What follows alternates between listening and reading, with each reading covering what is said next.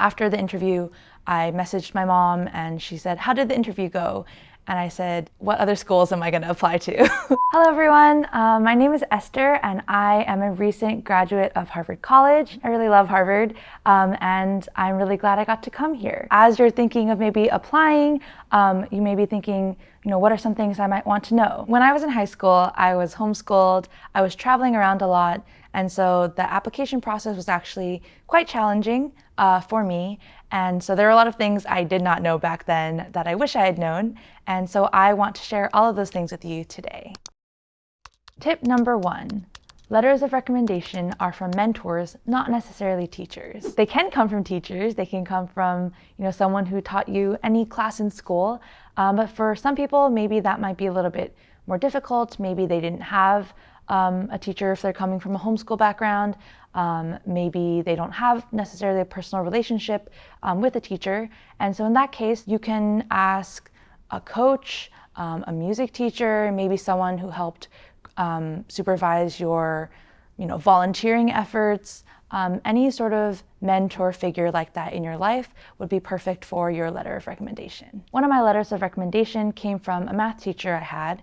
Math is not my strong suit. It wasn't my best class in school, but I felt like I had a really strong personal relationship with that teacher. She really saw how I grew as a student, how I worked really hard in that class, and so I wanted her to be able to write my letter of recommendation, and that worked out for me. For my other letter, I did not have another teacher to ask. I actually ended up asking a mentor figure at my church. I had done a lot of volunteering and efforts through church, and so for me that felt very appropriate to ask someone who knew that sort of side of my life. Tip number 2, don't stress out about your interview. Harvard will do its best to make sure that you get an interview, but won't necessarily get an interview if maybe there are no alums available sort of in your geographical area who can give you that interview. So if that happens and you don't get an interview, don't worry about it. But even if you do get an interview, sometimes it might not go quite how you expect. I was living internationally. We didn't really have great Wi-Fi. I didn't have a phone connection, so it was very difficult to schedule an interview. And when I finally got it, it didn't go as I expected. I felt underprepared. I didn't get to talk about everything I wanted to talk about, and it was very short. After the interview, I messaged my mom and she said, "How did the interview go?" And I said, "What other schools am I going to apply to?" But even if this is your situation, don't freak out. It's really only one part of your application. They'll be considering all parts of it, everything that you submit.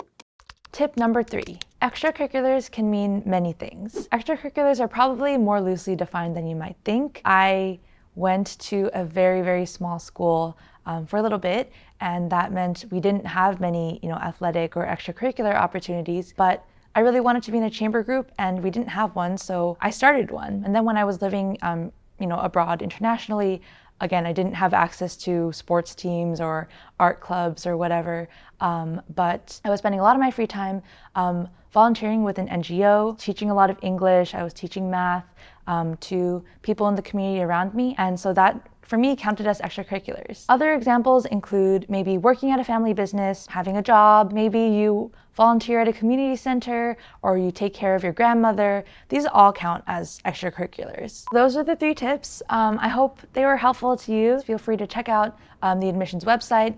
Link will be in the description. Thank you all for watching. Bye.